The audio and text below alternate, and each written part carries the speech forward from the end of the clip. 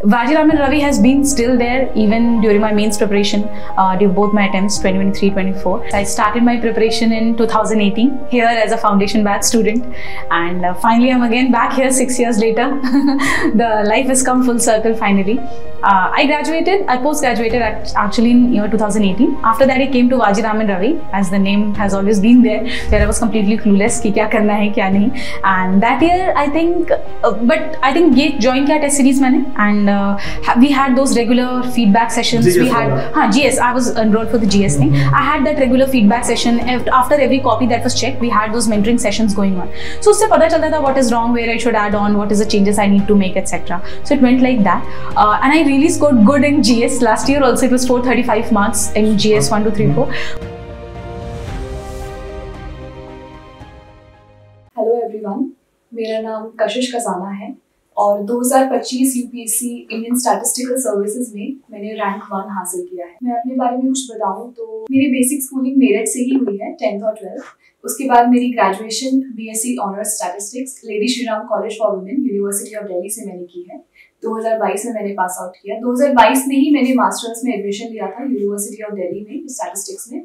2024 में मैंने अपनी मास्टर्स पूरी की with a gold medal in statistics field. उसके बाद 2024 से और अभी इस एग्जाम तक मैंने अपनी जो ये एग्जाम था ISS इसकी तैयारी की है।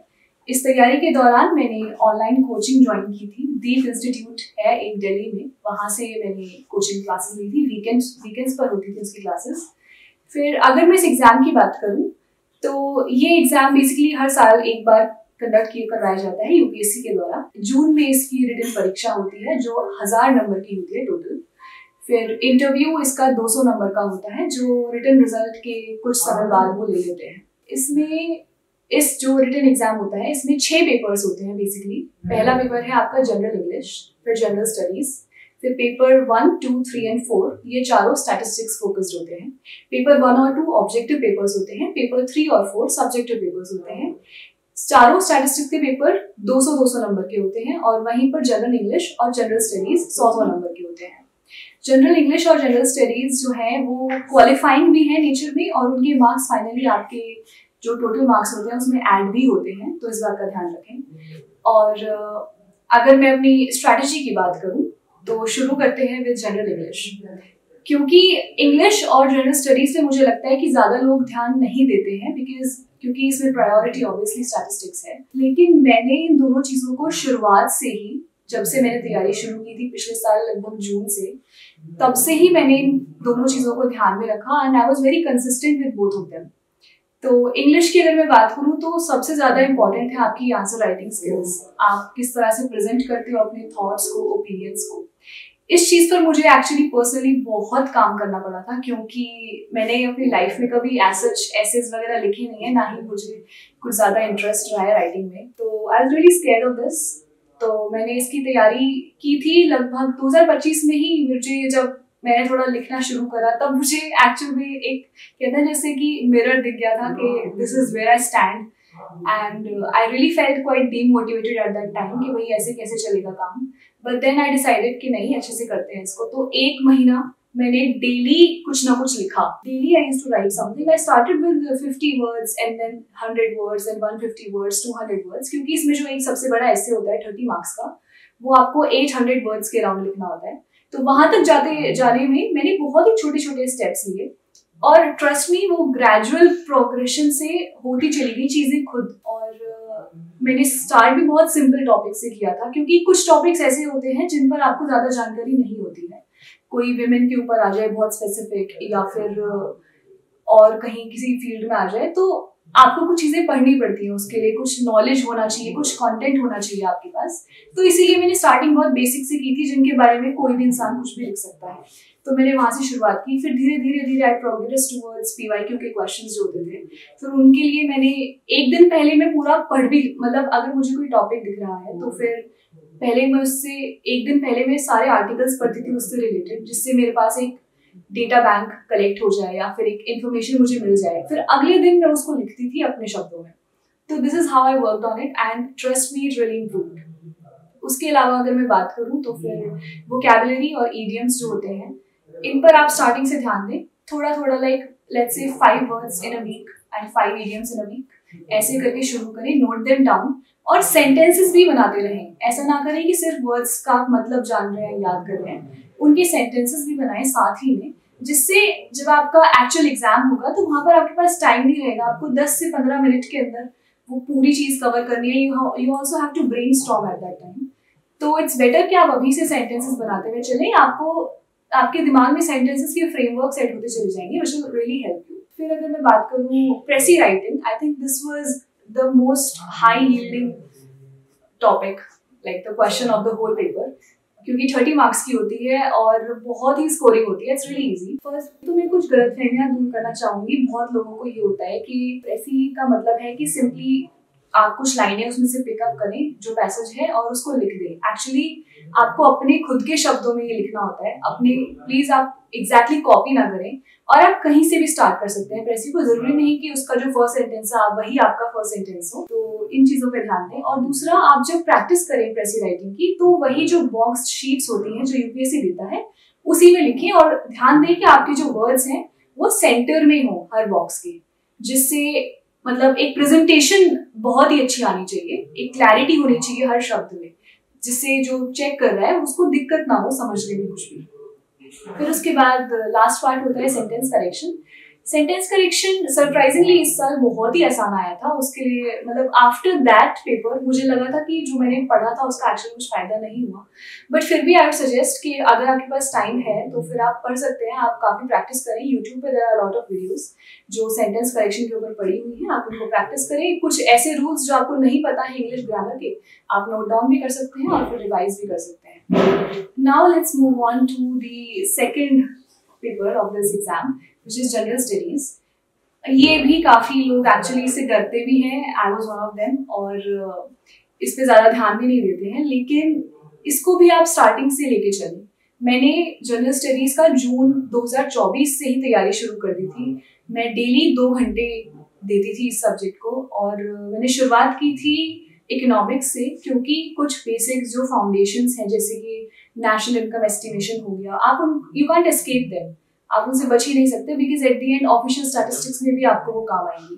तो वो मैंने पढ़ी। फिर उसके बाद और भी कुछ टॉपिक्स थे जो मुझे पढ़े, जैसे कि बैलेंस ऑफ पेमेंट्स था या फॉरेक्स रिजर्व्स वगैरह, फिर रुपी डेप्रिसिएशन अप्रिसिएशन, ये सारी चीज़ें थोड़ा पढ़नी पड़ती हैं, और इन सब के लिए मैंने बुक फॉलो की थी। तो Indian economy bye Nitin Singhania, मैंने इस बुक से पढ़ा था।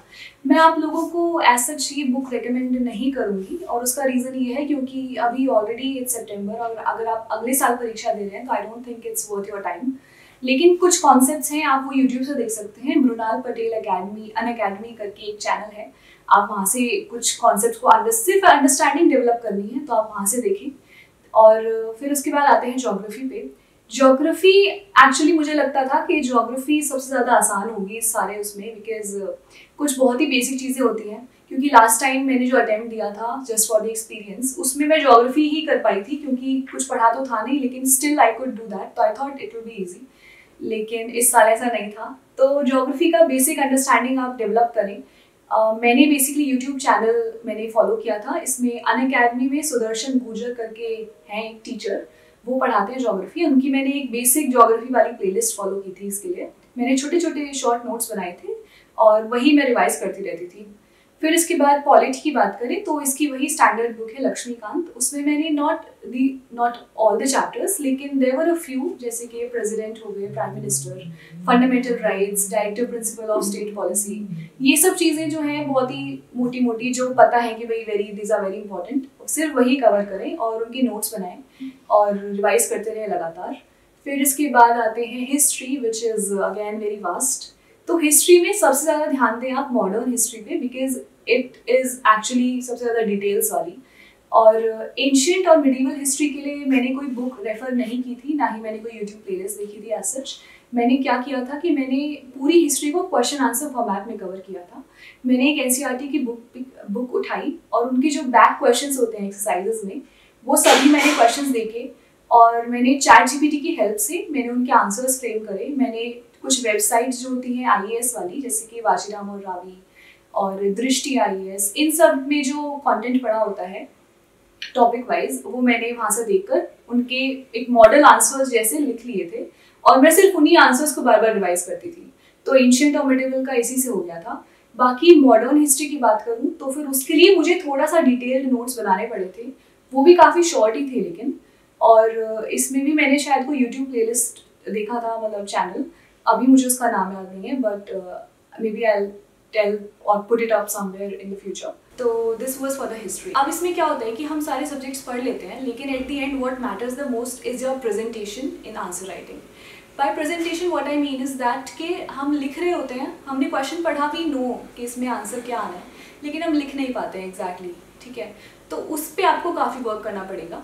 इसमें प्लीज़ मॉक्स दीजिए और क्वेश्चंस अपने आप बनाइए या फिर ChatGPT की हेल्प से बनवाइए, उसको PYQs प्रोवाइड कर कर, और उन पर आंसर्स लिखना शुरू कीजिए अपने किसी पीयर की या फिर GPT की भी आप हेल्प ले सकते हो आंसर्स को रिव्यू करवाने के लिए। स्टार्ट कैसे करें, एक प्रॉपर इंट्रोडक्शन रखें जो क्वेश्चन है उसी पर बेस्ड, फिर उसके बाद पॉइंट्स में आंसर्स देने की कोशिश करें, ना कि पैराग्राफ्स में। पैराग्राफ्स थोड़ी कम्बरसम हो जाती हैं to even read for the examiner, तो पॉइंट्स आर ऑलवेज बेटर। और you can also use flow charts और ये जो छोटे छोटे डायग्राम्स होते हैं ना, ये सब भी आप यूज़ कर सकते हैं, क्योंकि इससे टाइम बहुत बचता है और प्रेजेंटेशन काफ़ी इफेक्टिव होती है। तो this was it for general studies. इसमें मैंने 15 से 20 मिनट कंप्यूटर को दिए थे, उसके बाद 30 मिनट्स अराउंड न्यूमेरिकल एनालिसिस को, और फिर बचा हुआ टाइम जो था वो स्टैटिस्टिक्स के लिए जा रहा था। अब इसमें न्यूमेरिकल एनालिसिस में एक तो ये होता है कि कंप्यूटेशंस बहुत ज़्यादा होती हैं, है ना, और वो भी बिना कैलकुलेटर के करना होता है, तो थोड़ा सा टफ पड़ता है, लेकिन प्रैक्टिस चाहिए। मैंने क्या किया था कि I repeated the same PYQs again and again, I used to solve them. और फिर HC सक्सेना एक बुक है जहाँ से मैंने कुछ सॉल्व एग्जाम्पल्स भी उनके सॉल्व किए थे इस सब्जेक्ट के लिए, तो उससे हो गया था। बाकी कंप्यूटेशन से मैंने एक्चुअली पर्सनली इतना ध्यान दिया नहीं था, क्योंकि I was relying more on computer and statistics section, तो I was fine with even if I had to leave some questions in numerical analysis. Now talking about computer में मैंने एक्चुअली दोनों ही बुक्स से पढ़ा था, रीमा थरीजा और E बालागुरुस्वामी।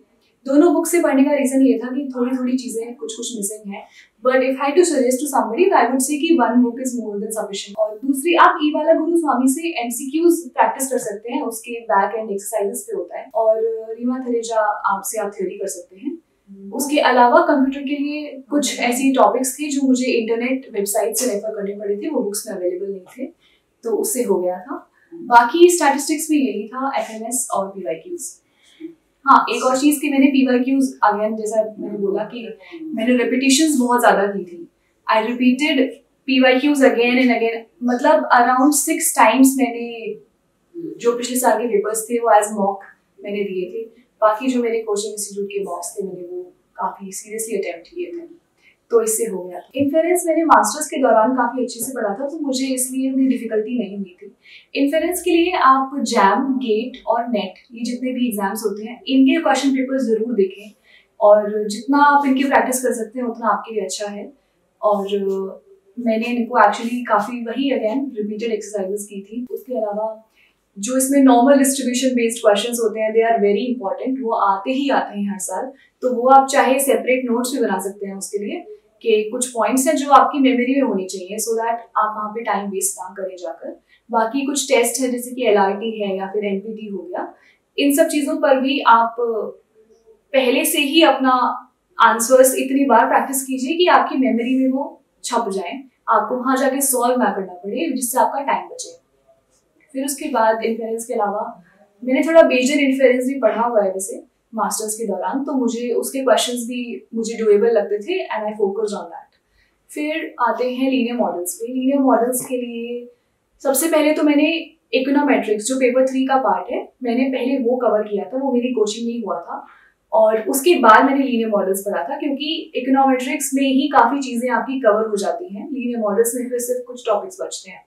तो linear models के लिए व्हाट आई डिड कि एक तो एक बुक है लीनियर मॉडल्स के लिए, I basically refer to the book linear regression analysis by Montgomery. ये बुक काफ़ी अच्छी है, और व्हाट आई डिड कि मैंने इस बुक को अंडरस्टैंडिंग के लिए बहुत यूज़ किया था, जितना भी रिग्रेशन होता है, फिर एरर एनालिसिस है, या फिर बाकी सारी चीज़ें जो होती हैं जो आपकी अंडरस्टैंडिंग को बहुत अच्छे से डेवलप कर देंगी, which will help you in questions. तो उसके लिए मैंने इसको रीड किया था। कुछ चीज़ें भी थी जो मैंने शॉर्ट नोट्स के तौर पर नोट डाउन कर ली थी अपने नोट्स में। और बाकी इसमें मैंने PYQs बहुत बार प्रैक्टिस किए थे, क्योंकि अगेन वही बात है कि वो दिमाग में एक बार रह जाते हैं and then you find really easy to solve it in your actual paper. तो ये था लीनियर मॉडल्स के लिए।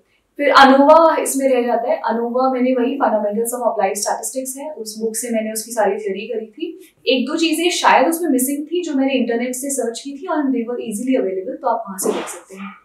फिर इसमें ऑफिशियल स्टैटिस्टिक्स की बात करते हैं। ऑफिशियल स्टैटिस्टिक्स एक्चुअली थोड़ा टफ है, क्योंकि इसमें कोई फिक्स्ड इसका बुक नहीं आती है, कोई एज सच आपको रिसोर्स मिलता नहीं है।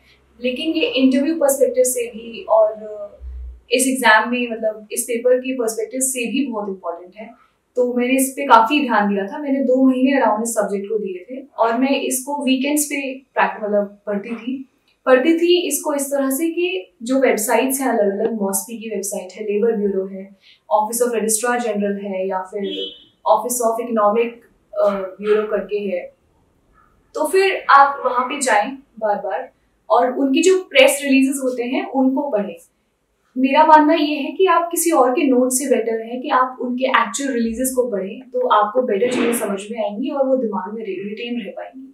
तो मैं मॉस्पी के जो प्रेस रिलीजेस हैं उनको रेगुलरली मैं अपडेटेड रहती थी उनके साथ। अब इसमें जो स्टार्टिंग करें वो आप नेशनल अकाउंट से करें, वही आपका यहाँ पर आपकी एक्चुअली जो आपने इकोनॉमिक पढ़ी होगी जीएस के लिए वो भी बहुत ज़्यादा काम आएगी, बिकॉज आपको बेसिक कॉन्सेप्ट से फेमिलियरिटी होगी, आपको इतना अंडरस्टैंड करने में डिफिकल्टी नहीं मिलेगी। तो इसके लिए नेशनल अकाउंट्स में आप जीडीपी की जो प्रेस रिलीजेस होते हैं वहाँ से पढ़ें। वो जो रिलीजेस हैं उसमें कुछ बारीकियों पे ध्यान दें। फॉर एग्जांपल उसमें हर सेक्टर का शेयर कितना है आपके जीडीपी में और कितने लैग से डेटा रिलीज किया जाता है, और डेटा क्वार्टरली है या फिर एनुअल है, किस तरह का है। और फिर इसके बाद आप ये भी चीज़ें नोट करें कि उसमें जो जैसे एक्सपेंडिचर मेथड से जो हम नेशनल इनकम को एस्टिमेट करते हैं उसमें अलग अलग कॉम्पोनेंट्स होते हैं, किस कंपोनेंट का कितना परसेंटेज शेयर होता है, ये थोड़ी बारीकियां उसमें नोट करें। अपने नोट्स कहीं बना लें अच्छे से और उनको बार बार रिवाइज करते रहें। फिर इसके बाद सबसे इंपॉर्टेंट इसमें जो आता है वो है जितने भी इंडेक्स नंबर्स हैं, CPI, WPI, IIP, ICI, ये सब चीज़ें आप अच्छे से पढ़ें। इनके भी आप प्रेस रिलीजेस से ही पढ़ें। इसमें आप ध्यान दें कि किस स्टेट का हाईएस्ट है, किस स्टेट का लोएस्ट है, और परसेंटेज भी देखें किस स्टेट को सबसे ज़्यादा वेटेज मिल रहा है। फिर इसमें जो कमोडिटीज़ के जो ग्रुप्स बने होते हैं, सब ग्रुप्स होते हैं, उनको भी ध्यान से देखें कि सबसे ज़्यादा वेटेज किसका होता है। इनके जो डेटा सोर्सेज होते हैं वो क्या होते हैं, उन पर आप ध्यान दें, वो सब नोट डाउन कर लें ये सब चीज़ें, और इनको प्लीज़ रिपीटेड रिविजन्स करें, तभी आप उनको याद रख पाएंगे, otherwise you and up being confused. अब इसमें इसके बाद आते हैं जो मेजर सेक्शंस हैं, लेबर स्टैटिस्टिक्स है, एग्रीकल्चरल स्टैटिस्टिक्स है और ट्रेड स्टैटिस्टिक्स हो गया। तो आप इनके लिए जो इनकी अलग अलग वेबसाइट्स हैं वहाँ पे जाएं और इनको पढ़ें अच्छे से। और वाइटल स्टैटिस्टिक्स वो भी काफ़ी इंपॉर्टेंट है, तो इनको अच्छे से कवर करें। कवर क्या करना है कि जितने भी सर्वेज होते हैं, सेंसस होते हैं, उनकी आप ईयर्स नोट करें, अभी रिसेंटली कौन सा कंडक्ट हुआ था ये नोट करें, और उसके अलावा क्या क्या वो हमको बताते हैं, क्या पैरामीटर्स वो रिलीज करते हैं ये नोट करें। थोड़ा उनकी एप्लीकेशंस को थोड़ा समझें भी, जिससे आपकी इंटरव्यू में भी हेल्प हो जाएगी बाद में। तो इसके अलावा मॉस्पी जो है उसका जो पूरी ऑर्गेनाइजेशन है वो किस तरह से, उसमें कितने विंग्स हैं, कितनी डिविजन्स हैं, किस डिवीजन को कौन हेड करता है, ये सब चीज़ें आप ध्यान रखें अच्छे से। वो वेबसाइट पे आपको सारी चीज़ें अवेलेबल मिल जाएंगी, उनको बार बार रीड करें या फिर आप प्रिंट आउट्स ले लें, उनको हाईलाइट करें, रिपीटेड रिविजन्स करें, and I think you will be able to cover this. और PYQs भी हैं, वो भी आप सॉल्व कर सकते हैं, उससे आपको और भी कुछ सर्वेज या फिर और कुछ इंपॉर्टेंट ऑफिशियल स्टैट्स के बारे में पता चलेगा, which you can cover them individually. इसके बाद let's move on to paper 3. Paper 3 में मैं बेसिकली 3 सब्जेक्ट्स होते हैं अगेन। इसमें भी आपका survey sampling, econometrics and then applied statistics. तो survey sampling actually was my favourite subject, और स्टार्टिंग से ही मैंने इसे पकड़ बना के रखी थी। इसको मैंने काफ़ी जल्दी फिनिश कर दिया था in the month of May last year, और तभी से मैं सिर्फ इसका रिविजन ही कर रही थी। कवर इसको मैंने मई में कर लिया था, and then every month I used to revise this subject. I did not leave a single month where I did not revise it, because मुझे पता था कि ये सबसे ज़्यादा टफ है to retain in your memory. तो इस तरह से मैंने किया, और क्योंकि इसमें बहुत सारी चीज़ें सिमिलर हैं, बहुत सारे प्रूफ्स वगैरह ये सब काफ़ी चीज़ें सिमिलर हैं, तो इसको मैंने सेक्शन वाइज डिवाइड किया। देन मैंने हर टॉपिक को क्लब करा जो सिमिलर हैं एक साथ, और मैं उनकी इंडिविजुअल प्रैक्टिसेस करती थी। और मैंने काफ़ी मॉक्स दिए हैं सर्वे सैम्पलिंग के लिए, वो मैं खुद से बनाती थी। खुद मैंने क्वेश्चन पेपर्स बनाए हैं PYQ से उठाकर, और फिर खुद मैं उनके आंसर्स लिखती थी, खुद ही उनको चेक करती थी टू रिव्यू माई परफॉर्मेंस, और जानने के लिए कि मेरे वीक पॉइंट्स क्या हैं और स्ट्रेंथ्स क्या हैं। This helped me a lot, और ये स्ट्रैटेजी मैंने दिसंबर तक फॉलो की थी last year, and I think उस टाइम स्पैन में ये सब्जेक्ट पे काफ़ी अच्छी पकड़ हो गई थी मेरी। By the end of December मुझे काफ़ी चीज़ें याद रह गई थी बहुत लंबे समय तक, और मुझे एंड में इस सब्जेक्ट की सबसे कम टेंशन थी जब एग्ज़ाम मेरे पास था। और फिर इसके बाद मूव करते हैं जो इकोनोमेट्रिक्स है, अगेन वेरी इंपॉर्टेंट सब्जेक्ट। तो इकोनोमेट्रिक्स के लिए मेरे बेसिकली कोचिंग के नोट्स थे, वो मैंने रेफर किए थे। बाकी मैंने दामोदर एंड गुजराती की जो बुक है वो मैंने रीड की थी अंडरस्टैंडिंग के लिए। और जो न्यूमेरिकल्स होते हैं इकोनोमेट्रिक्स में, मेरे हिसाब से दे आर इक्वली इम्पॉर्टेंट, तो वो मैंने M शहजाद चौधरी के द्वारा एक बुक है इकोनोमेट्रिक्स में ही, मैंने वो रेफर की थी। उसमें काफ़ी अच्छे सॉल्व एग्जाम्पल्स हैं, तो वो आप कर सकते हैं फॉर बेटर अंडरस्टैंडिंग और प्रैक्टिस। और IIT के शलभ सर के जो नोट्स हैं वो भी काफ़ी अच्छे हैं इकोनोमेट्रिक्स में, तो आप वहाँ से भी अपने नोट्स बना सकते हैं। फिर उसके अलावा आई डोंट थिंक इकोनोमेट्रिक्स में ऐसा कुछ बहुत डिफिकल्ट है। हालांकि पेपर में सबसे ज़्यादा टफ क्वेश्चन इकोनोमेट्रिक्स का ही होता है एट द एंड, वो सॉल्व ही नहीं हो पाता है, बल्कि PYQs के भी काफ़ी अभी तक क्वेश्चंस हैं जो मैं नहीं सॉल्व कर पाई हूँ, बट ठीक है, it's okay if you leave some questions, it's completely fine. Econometrics में इसके अलावा कुछ ऐसे टॉपिक्स हैं जैसे कि simultaneous equation models, multicollinearity, heteroscedasticity और autocorrelation, multiple linear regression model. ये 3-4 टॉपिक्स हैं जिनकी अंडरस्टैंडिंग और जो नोट्स हैं या जो प्रूफ्स हैं, जितनी भी चीज़ें हैं वो अच्छे से दिमाग में होनी चाहिए, यही हेल्पफुल हैगा। फिर इसके बाद आते हैं जो थर्ड इसमें वो है पार्ट है अप्लाइड स्टैटिस्टिक्स सारा। इसके अंदर सबसे पहला और मोस्ट इम्पॉर्टेंट मेरे हिसाब से है इंडेक्स नंबर्स और डिमांड एनालिसिस। ये मैंने काफ़ी अच्छे से किया था बिकॉज मुझे लग रहा था कि काफ़ी स्कोरिंग है, और इसको अगर मैं अच्छे से कर लूँगी तो फिर मतलब मार्क्स वो फिक्स्ड होंगे मेरे, बिकॉज एक तो इसका सोर्स बहुत आसानी से अवेलेबल है which is fundamentals of applied statistics, वहाँ से कर लीजिए आप, काफ़ी होगा। उसके सॉल्व न्यूमेरिकल्स जो हैं एग्जाम्पल्स, वो आप बार बार सॉल्व करें, बार बार उनको रिविजिट करते रहें बीच बीच में। और जो थ्योरी है उसको लिख लिख के प्रैक्टिस करें प्लीज़, सिर्फ ऐसे रिवाइज करने के लिए बोल बोल कर ना पढ़ें। इट्स बेटर टू राइट, जितना आप लिख सकते हैं उतना लिखें सब्जेक्टिव पेपर्स में, इट विल हेल्प यू। आप अपने खुद के नोट्स भी बनाएं, दूसरों के नोट्स पर ज्यादा रिलाई ना करें। ठीक है, आप उनको रेफरेंस की तरह यूज कर सकते हैं, आप देख सकते हैं उन्होंने क्या क्या टॉपिक्स कवर किए हैं, अपनी एग्जॉस्टिव लिस्ट बनाएं, लेकिन खुद लिखें, खुद अपने नोट्स बनाएं, that will help you a lot with this examination. और बाकी टाइम सीरीज के लिए मैंने fundamentals of applied statistics he refer की थी। उसके जो न्यूमेरिकल्स है मैंने उन पर काफ़ी ध्यान दिया था, क्योंकि मुझे लग रहा था ऐसा है कि इस बार वो आएंगे, लेकिन नहीं आए थे, लेकिन स्टिल आई डिड देम। और उसके अलावा जो एडवांस टाइम सीरीज होती है उसकी अंडरस्टैंडिंग के लिए मैंने कुछ बुक्स पढ़ी थी, मैंने वो बुक्स में वहीं पे हाईलाइट कर लिया था अपने लैपटॉप में। तो वो बुक्स के नाम हैं time series analysis by George E.V. Box और introduction to time series analysis by Peter J. Brockwell. ये 2 बुक्स थी जो मुझे काफ़ी अच्छी लगी इसको समझने में, इस पूरी चीज़ को, because I never study time series इतना अच्छे से अपने मास्टर्स में या ग्रेजुएशन में, तो I had to do this specially. और जो इसके नोट्स थे वो थोड़ा, एक तो कोचिंग के नोट्स से उन्होंने मेरी हेल्प की थी, और बाकी अस्तित्व रंजन श्रीवास्तव का जो टेलीग्राम चैनल है जो UPSC ISS में 2022 में एयर 1 थे, उनका एक चैनल है, वहाँ पे उनके नोट्स हैं, और मैंने वहाँ से टाइम सीरीज एनालिसिस के नोट्स को रेफर किया था। तो इसी तरह से पेपर 3 पूरा कवर हो जाएगा। मेरी एक सजेशन ये है कि आप इसमें सभी सब्जेक्ट्स कवर करें, कोई सब्जेक्ट इस पेपर में स्पेशली ना छोड़ें, बिकॉज एक तो ये पेपर बहुत लेंदी होता है, चॉइसेस इसमें होती हैं लेकिन एट द एंड ज़्यादा नहीं बच पाती हैं, और जो कंपल्सरी सेक्शन होता है इसमें पहले 2 क्वेश्चंस भी कंपल्सरी होते हैं, तो वो उसमें सभी सब्जेक्ट से क्वेश्चंस होते हैं, तो आपको सभी कर रहे हैं तो प्लीज़ आप सब कुछ कवर करें, इसमें कोई छोड़े ना, स्पेशली इंडेक्स नंबर्स और demand analysis, because even when I was preparing, और काफ़ी लोगों से I was in touch with जो पीयर्स थे मेरे, लेकिन काफ़ी उन्हें छोड़ा था ये topic, but I decided not to, because मुझे लग रहा था कि ये काफ़ी स्कोरिंग होगा, क्योंकि सर्वे सैम्पलिंग में या कहीं इकोनोमेट्रिक्स में हम चीज़ें भूल सकते हैं, लेकिन ये काफ़ी मेमोरी में रह जाती हैं, बहुत आसान है, तो इसीलिए। अब उसके बाद बढ़ते हैं लास्ट पेपर 4। पेपर 4 में बेसिकली 7 पेपर होते हैं, जिसमें से आपको 2 सेलेक्ट करने होते हैं। मैंने जो सिलेक्ट किए थे वो थे मल्टीवेरिएट एनालिसिस और स्टैटिस्टिकल क्वालिटी कंट्रोल। अब इनका जो सिलेक्शन का रीज़न था वो ये था कि एक तो SQC स्टैटिस्टिकल क्वालिटी कंट्रोल, ये सब्जेक्ट मैंने अपने मास्टर्स के लास्ट सेमेस्टर में पढ़ा था, तो 2024 में ये सबसे ज़्यादा फ्रेशली रिटेन था मेरे दिमाग में।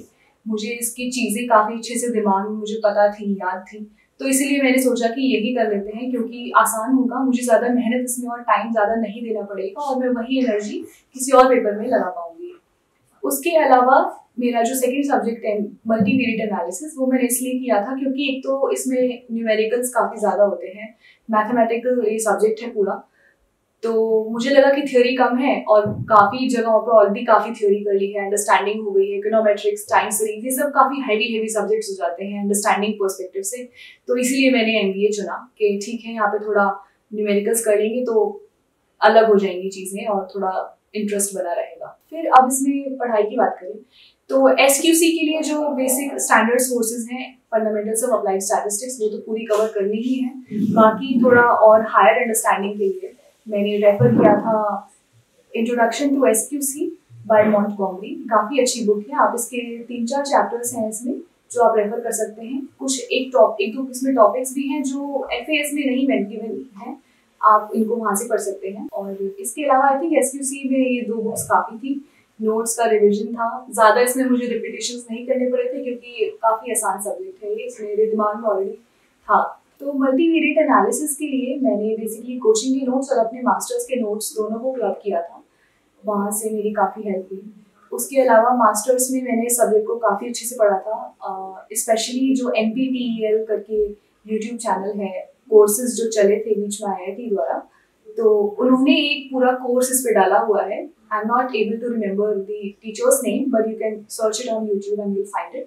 तो मैंने वो उस टाइम पे अपने मास्टर्स के टाइम पे पढ़ा था, तो जिसकी वजह से जो अंडरस्टैंडिंग थी या जो चीज़ें जितने भी कॉन्सेप्ट्स हैं इसके, I was already familiar with them, there was nothing new which I had to study during my preparation, तो this was really helpful for me. जो इसमें न्यूमेरिकल पोर्शन होता है उसके लिए अस्तित्व रंजन श्रीवास्तव अगेन, उनके टेलीग्राम चैनल पे उनके जो नोट्स हैं MBA के, उसमें उन्होंने एक सेक्शन बनाया हुआ है न्यूमेरिकल्स का फॉर MBA, और उसमें काफ़ी सारे न्यूमेरिकल्स हैं और वो सॉल्व हैं। क्योंकि वो न्यूमेरिकल्स मुझे अब से पहले सॉल्व नहीं करने आते थे, तो मैंने वहीं से सब कुछ सीखा है और वहीं पे उन्हीं की मदद से मैंने वो सारे न्यूमेरिकल्स करे हैं 4-5 बार, and that help me a lot. और इसी की वजह से आई थिंक ये सब्जेक्ट थोड़ा इस पर अच्छी पकड़ बन गई थी मेरी बाय द एंड। तो that was it for paper 4। और अब अगर कुछ मोटी मोटी चीज़ों के बारे में बात करूँ मैं, जो बहुत ही जनरल टिप्स होंगी मेरी तरफ से, वो ये है कि पहला तो आई started with paper 1 and paper 3 सबसे पहले अलॉन्ग विद GS, और मेरा ऐसा था कि मैं एक दिन में अलग अलग सब्जेक्ट्स पढ़ती थी। मुझसे ये I find it difficult to continue with only one subject for a long period of time in a day और 2 days और व्हाटएवर। सो मैंने अपने एक ही दिन को डिवाइड किया था 3 या 4 स्लॉट्स में मैक्सिमम, उन्हीं स्लॉट्स में 2 घंटे या 3 घंटे के स्लॉट्स में मैं हर सब्जेक्ट पढ़ती थी, और इसी तरह से I think I was able to do this. और जहाँ तक कि स्ट्रैटेजी की बात है, तो देखिए जो स्ट्रैटेजी होती है कोई परफेक्ट स्ट्रैटेजी तो होती नहीं है, ना ही वन साइज फिट्स ऑल वाली कोई बात है जो कि मैंने जो अप्लाई की या फिर जो मेरे लिए हेल्पफुल रही वो आपके लिए भी रही, there is no guarantee of this. But अगर मैं कुछ सजेस्ट करूँ या कुछ आइडियाज देने के लिए आपको बताऊँ, तो ये था कि एक स्ट्रैटेजी से मैंने शुरू करा। मैंने अपने फ्रेंड्स की बहुत हेल्प ली है इन सब चीज़ों में। I was in constant touch with them, I used to talk with them daily कि अभी ये कर रही हूँ, अभी ये करूँगी।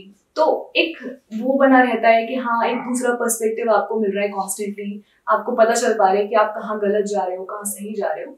और पहले मैंने कोई स्ट्रैटेजी बनाई, 1 महीना मैंने उस स्ट्रैटेजी से किया, लेकिन इस 1 महीने के एंड में मुझे वो स्ट्रैटेजी रिडंडेंट फील होने लग गई कि यार अब हो गया बहुत ज़्यादा, इससे आगे फ़ायदा नहीं होगा, तो मैं स्ट्रैटेजी चेंज कर देती थी। तो मैंने ऐसे बहुत चेंजेस करती रही हूँ अपनी स्ट्रैटेजी में। I used to adapt as per the situation कि अभी मॉक का टाइम है तो अभी इस तरह से चेंजेस कर देते हैं, अभी मेरा 3rd रिविजन चल रहा है तो अभी इस तरह से चेंजेस कर लेते हैं, या फिर अभी मैं फर्स्ट टाइम पढ़ रही हूँ सब्जेक्ट्स को तो अभी थोड़ा स्लो लेके चलते हैं। तो ये जो एडेप्टेशंस होती हैं ये आप करते रहें, कोई एक ऐसे रिजिड स्ट्रक्चर बना के ना चलें कि हमने तो ऐसे ही करना है और अब एंड तक ऐसे ही रखेंगे। आप धीरे धीरे अपनी गलतियों से सीखें और धीरे धीरे चेंजेस करते रहें, जिससे एट द एंड आपकी जो स्ट्रैटेजी होगी एकदम इफेक्टिव होगी और आपके खुद के लिए कस्टमाइज होगी आपके खुद के द्वारा। तो आई think that is the best part. और उसके अलावा जो टाइम मैनेजमेंट है, इसको एक्चुअली मेरे हिसाब से तो देखिए सीरियस डेडिकेशन तो चाहिए, सीरियसली आपको कुछ मतलब घंटे दिन में डिवोट करने पड़ेंगे। I seriously do not know कि जो लोग जॉब भी कर रहे हैं और इस एग्जाम को क्रैक भी कर देते हैं वो लोग कैसे करते हैं इस चीज़ को। तो इसीलिए आई डिसाइडेड कि मैं 1 साल घर पे ही रहूँ कम्प्लीटली और सिर्फ मेरा एक ही फोकस हो, ये exam. That is what I did and that help me a lot. आप अपने हिसाब से देख सकते हैं, may be it works for you कि आप जॉब के साथ इस एग्जाम की तैयारी करें। Anything can work for anyone, so there is no doubt about that. तो अब आता है इंटरव्यू। जब आप रिटन एग्जाम क्लियर कर लेंगे उसके बाद इंटरव्यू का होगा। अब इंटरव्यू की तैयारी actually this was the toughest phase for me because again there was no fixed syllabus for this, there was no notes or books that I had to refer for this. अब इसमें basically interview revolves around 3 main things, that is your detailed application form, second is the current affairs, and then comes your subject statistics. अब DAF में आप अपना DAF जो है बहुत ध्यान से fill करें, be very careful with what you choose and what you write, especially with your hobbies. और बाकी आपकी इंटर्नशिप्स अगर नहीं है तो कोई दिक्कत नहीं है, आपने कोई बहुत सिग्निफिकेंट प्रोजेक्ट्स नहीं किए हैं तो भी कोई दिक्कत नहीं है। That is not what they are testing, all they are testing is your confidence and the way you carry yourself and your personality, so that is what matters. बाकी इंटरव्यू पे एक तरीका यही है काम करने का कि मॉक्स दे जितना हो सके। मैं कोई ऑफलाइन मॉक तो नहीं दे पाई थी बिकॉज टाइम बहुत कम था, लेकिन मैंने ऑनलाइन मॉक्स दिए थे and I am really grateful to a few of my friends जिन्होंने मेरे डेली मॉक्स कंडक्ट किए थे। मतलब for 8 to 10 days daily I gave 1 mock for around 30-35 minutes, जहाँ पर हम बिल्कुल फॉर्मल इंग्लिश में बात करते थे, कॉन्वर्सेशंस करते थे and they used to ask me questions from my DAF और करंट अफेयर्स। तो that was really helpful for me. और एक मेरा मॉक जो है वो ऑनलाइन कोचिंग इंस्टीट्यूट का भी हुआ था, तो that boosted my confidence a lot. और that is it for your interview. और स्टैटिस्टिक्स की बात करूँ तो वही बेसिक्स रिवाइज करें इंटरव्यू के लिए, बेसिक डेफिनेशंस देखें, जैसे कि इन्फेरेंस काफ़ी इंपॉर्टेंट है, पी वैल्यू क्या होती है, कॉन्फिडेंस इंटरवल क्या होता है। ध्यान दें कि आप उसको साधारण भाषा में एक्सप्लेन कर सकें, ज़्यादा टेक्निकल ना हो जाएं किसी भी कॉन्सेप्ट या टॉपिक को लेकर, क्योंकि वहाँ पर सिर्फ स्टैटिस्टिक्स के लोग नहीं होते, और भी लोग होते हैं। They should also be able to comprehend it whatever you are saying. So इसका ध्यान रखें कि सिंपल वर्ड्स होने चाहिए आपके, और ज़्यादा नहीं कवर करना है स्टैटिस्टिक्स में। अपना बेसिक जो है वो उनको कवर करें। अगर आपके पास बहुत टाइम है तो वेल एंड गुड, आप जाएं और अच्छे से चीज़ों को कवर करें। अपने मास्टर्स के आप कुछ सब्जेक्ट्स भी कवर कर सकते हैं, बिकॉज ऐसे क्वेश्चंस पूछे जाते हैं कि आपका फेवरेट सब्जेक्ट क्या है, या फिर आपने मास्टर्स में क्या पढ़ा, या फिर आपने ये सब्जेक्ट चूज क्यों करा। तो इन चीज़ों पर भी आप अपने आंसर्स तैयार रखें। और बाकी जो आपका करंट अफेयर्स होते हैं उसके लिए मैंने न्यूज़पेपर फॉलो किया 1 महीने के लिए। इंडियन एक्सप्रेस मैंने पढ़ा था, आप जो मर्जी आपका मन हो आप वो पढ़ सकते हैं। उसके अंदर specially I used to focus on economy वाला पेज, बिकॉज कुछ ऐसे वोकैबुलरी टर्म्स होती हैं जो हर सब्जेक्ट की स्पेसिफिक होती हैं। I wanted to become familiar with them so that I use them in the interview, और उससे मेरा आंसर थोड़ा ज़्यादा इम्पैक्टफुल और साउंड लगे। तो this was my thing for the interview, how I prepared. बाकी देखिए, हर कोई इंटरव्यू के पहले नर्वस होता है, it is very natural and obvious to feel so. मैं भी बहुत नर्वस थी, लेकिन उस समय में आपको क्या करना है, you have to overcome all your nervousness और एक्साइटमेंट और any emotion that you are overwhelmed with, और उसको आपको ओवरपावर कर लेना है विद योर सटल कॉन्फिडेंस जो आपके फेस से रिफ्लेक्ट होना चाहिए। कैरी अ स्माइल, और अपने आप को अच्छे से आप प्रॉपर्ली ड्रेसअप होके जाएं, प्रॉपर्ली ग्रूम होके जाएं, और एक इम्पैक्ट छोड़ के आए वहाँ पर। और देखिए, आपका इंटरव्यू किसी भी डायरेक्शन में जा सकता है। मुझसे पूछे तो मेरा इंटरव्यू मेरे हिसाब से इतना कुछ अच्छा नहीं गया था। स्टार्ट ही बहुत अजीब ऑकवर्ड हुआ था, but I think what matters more is how you handle that awkwardness, और how you handle a little bit embarrassment if you feel in any manner. तो वही चीजें मायने ज्यादा रखती है, that handling, that under pressure smile करना, that communication जो आप उस दौरान करते हैं, that eye contact that you make with the panelists, and that respect that should reflect in your eyes, in your words, in your sentences that you use वहाँ पर। And polite रहिएगा, humble रहिएगा, ज्यादा कैजुअल मत होइएगा अपने interviewers के साथ, even if they get so. और याद रखिए कि this is an experience only. आप जब रूम में घुसेंगे, जब निकलेंगे, तो you should be really grateful because हर कोई नहीं जाता है यूपीएससी इंटरव्यू देने के लिए, and that chance in itself, that opportunity in itself, it is really a blessing. I would say it is an experience to be experienced, or more than a test, it is a communication. ठीक है, even if at that moment things do not go your way, अपनी direction में अगर चीजें नहीं भी जाएं, तो it's completely fine. Maintain your calm and composure, और ज़्यादा अपनी बॉडी लैंग्वेज पर ध्यान दें, किस तरह से आप बैठे हैं, आपके हाथ कैसे हैं, आपके फेस पे क्या रिफ्लेक्ट होता है, आप कुछ फिजिटिंग तो नहीं कर रहे हैं, आपके हाथ इधर उधर तो नहीं चल रहे हैं। इन चीज़ों पे थोड़ा ध्यान दें बारीकियों पे, and I think you will do well in चीज़ों से ही। और बाकी कुछ जनरल टिप्स की अगर मैं बात करूँ तो वही है कि पहला तो लिखें, जितना हो सकता है उतना लिखें।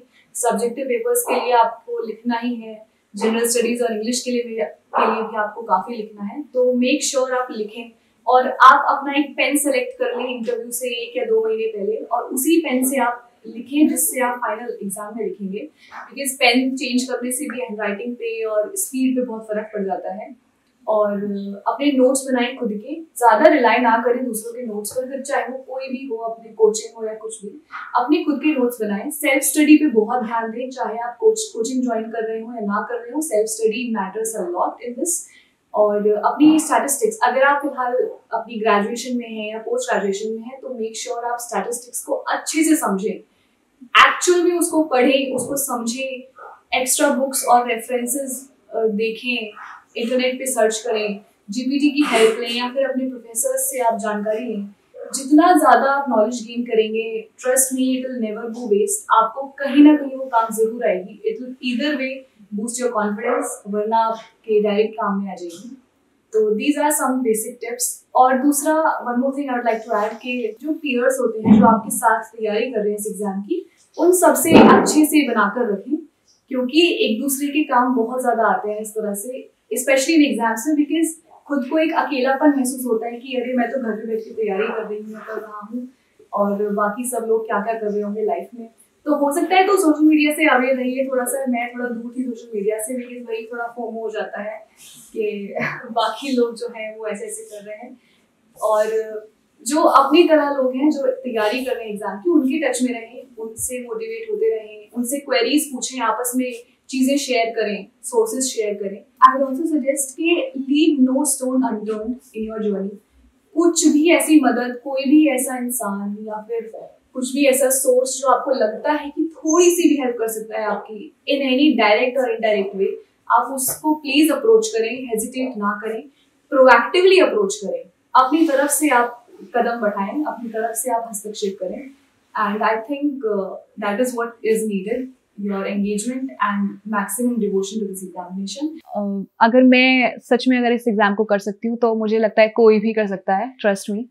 And I'd also like to thank DKT, Delhi Knowledge Track, for making this video, which will help me to reach out to a lot of people and aspirants who are like me when I was preparing. And मैंने बहुत सारे videos DKT के भी देखे थे उस time पे, because they release काफ़ी selected candidates के videos जो strategies बनाते हैं। आप सभी का videos देखें, सभी की stories जानें, और उसको एग्जैक्टली यूज़ ना करें, लेकिन उससे आइडियाज़ लें, इससे कुछ कॉन्सेप्ट्स उठाएं, देखें कि उन्होंने क्या किया, और फिर खुद सोच विचार कर बहुत ही प्लान्ड और ऑर्गेनाइज तरीके से इस चीज़ को करें। हर चीज़ को लिखें, हर चीज़ का एक नोट रखें कि आपने क्या किया है, क्या करना है, क्या बचा है। This will help you a lot. और फ्यूचर में भी जब when you look back at it, I think it will be the best moment that you can reminisce. So yeah, thank you.